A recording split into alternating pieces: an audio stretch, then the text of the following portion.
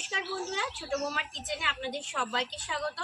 আজ আমি আপনাদের সঙ্গে শেয়ার করব শুধুমাত্র দুধ আর ডিম দিয়ে তৈরি চমৎকার মজার একটি ডেজার্ট।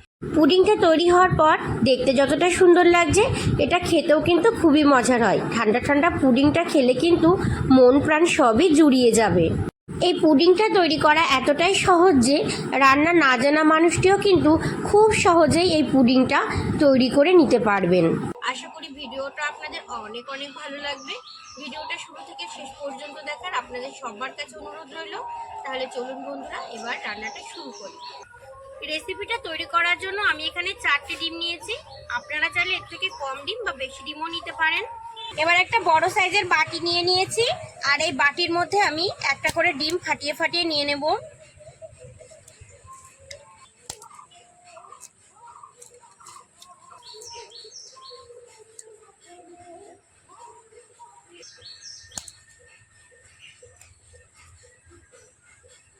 চারটে ডিমই দেখুন বন্ধুরা আমি এর মধ্যে ফাটিয়ে নিয়ে নিয়েছি। এবার এই ডিমের মধ্যে আমি দিয়ে দেব চিনি। আমি এখানে 4 চামচ চিনি দেব। আমি এখানে 4 চামচ চিনি দিয়ে দিয়েছি। এবারে হ্যান্ড হুইস্কের সাহায্যে আমি এটাকে ভালো করে মিশিয়ে নেব। যতক্ষণ না চিনিটা পুরোপুরি গলে যাচ্ছে ততক্ষণ পর্যন্ত আমি এইভাবে মেশাতে থাকবো।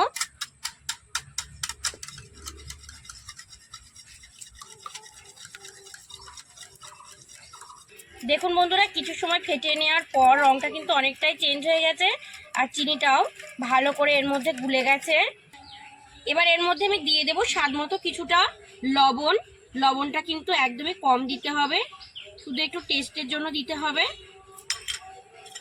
লবণটা দিয়ে আমি আবারও কিছু সময় এটাকে ফেটিয়ে নেব।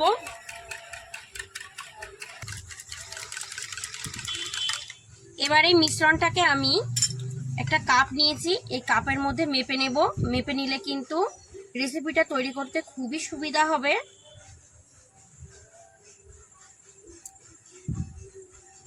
দেখুন মেপে নিয়েছি, আর পুরো 1 কাপ হয়েছে আমার ডিমের গোলাটা।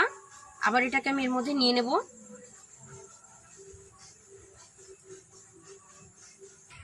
আমি এই কাপটার মধ্যে ডিমের মিশ্রণটাকে মেপে নিয়েছিলাম, 1 কাপ হয়েছিল, সেই জন্য এই কাপের মধ্যে আমি আবার দুধটাকে মেপে নিয়েছি। দেখুন পুরো 1 কাপ দুধ নিয়েছি, কমও নিইনি বেশিও নিইনি। আর এই দুধটাকে আমি ভালো করে ফুটিয়ে ঠান্ডা করে নিয়েছি, আর এটা কিন্তু গরুর দুধ। এবার এটাকে আমি এর মধ্যে মিশিয়ে নেব। আপনারাও কিন্তু দুধটা ভালো করে ফুটিয়ে ঠান্ডা করে নেবেন। এবারে আমি ভ্যানিলা এসেন্স নিয়েছি, ভ্যানিলা এসেন্সটা আমি 1/2 চামচ নিয়ে নেব। এবারে 1/2 চামচ ভ্যানিলা এসেন্সটাকে আমি এর মধ্যে মিশিয়ে দেব। আপনাদের কাছে ভ্যানিলা এসেন্স না থাকলে কিছুটা এলাচ গুঁড়ো এর মধ্যে কিন্তু মিশিয়ে নিতে পারেন। এবার এটাকে আমি ভালো করে মিশিয়ে নেব। ভ্যানিলা এসেন্সটা দিলে ডিমের যে একটা গন্ধ থাকে সেই গন্ধটা কিন্তু আর লাগবে না। 5 থেকে 7 মিনিট ধরে আমি এই মিশ্রণটাকে এখন মেশাতে থাকবো। 8 মিনিট ধরে আমি মিশ্রণটাকে খুব ভালো করে মিশিয়ে নিয়েছি। দেখুন বন্ধুরা, মিশ্রণটাকে এবার ঢাকা দিয়ে আমি একটা সাইডে নিয়ে নিচ্ছি। পুডিংটা এবার তৈরি করে নেব, সেই জন্য একটা বাটি নিয়ে নিয়েছি, আর বেশ কিছুটা সাদা তেল নিয়েছি। এবার এই বাটির গায়ে আমি খুব ভালো করে সাদা তেলটাকে লাগিয়ে নেব। তেলটা লাগিয়ে নিলে যখন পুডিংটা বের করব তখন কিন্তু খুব সহজেই বেরিয়ে আসবে। তাই তো, বাটিটার মধ্যে আমি খুব ভালো করে তেল লাগিয়ে নিয়েছি। দেখুন বন্ধুরা, এবার মিশ্রণটাকে আমি বাটির মধ্যে নিয়ে নেব।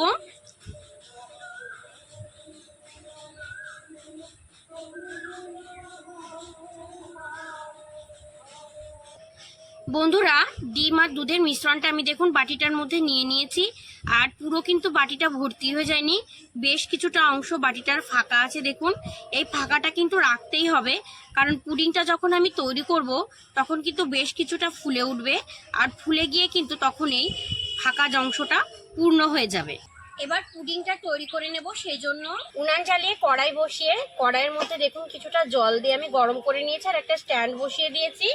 এবার এই স্ট্যান্ডের ওপরে আমি মিশ্রণ সহ বাটিটাকে বসিয়ে দিচ্ছি।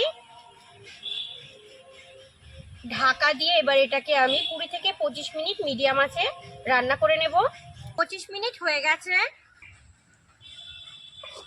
পুডিংটা দেখুন বন্ধুরা কতটা সুন্দর তৈরি হয়ে গেছে, কতটা ফুলে উঠেছে।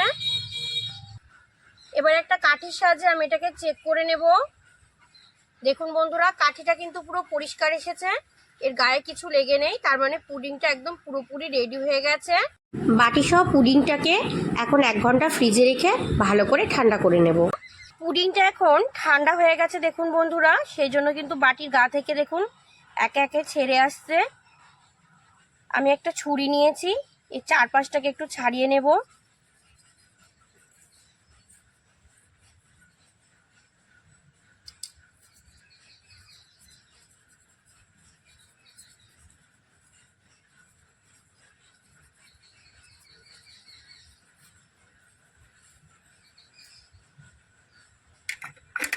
চারপাশটাকে দেখুন বন্ধুরা আমি ছাড়িয়ে নিয়েছি।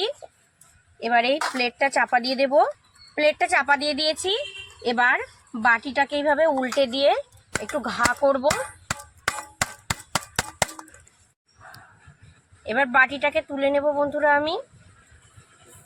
দেখুন কত সুন্দর হয়েছে পুডিংটা, একদম কিন্তু খুব সুন্দর সফট হয়েছে। এবার কিছু চেরি ফল নিয়েছি, এই চেরি ফলগুলো আমি এখানে একটু সাজিয়ে দেব।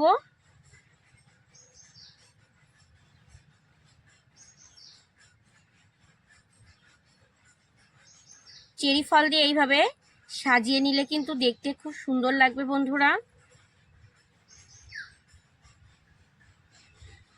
চেরি ফল দিয়ে দেখুন বন্ধুরা আমি সাজিয়ে নিয়েছি, খুব সুন্দর কিন্তু দেখতে লাগছে। এবার পুডিংটা আমি আপনাদের কেটে দেখাচ্ছি, দেখুন বন্ধুরা কতটা সফট হয়েছে।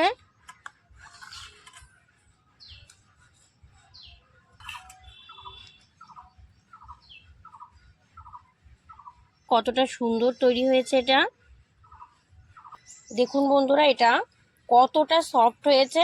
আমার আজকে তৈরি দুধ আর ডিম দিয়ে পুডিং এর রেসিপিটা যদি আপনাদের ভালো লাগে অবশ্যই কিন্তু কমেন্টে জানাবেন, শেয়ার করবেন, লাইক করবেন, চ্যানেলটা সাবস্ক্রাইব করে আপনাদের সবার আমার পাশে থাকার অনেক অনেক অনুরোধ রইল। ভালো থাকবেন আপনারা সবাই, সুস্থ থাকবেন। আজ এই পর্যন্তই বন্ধুরা, টাটা।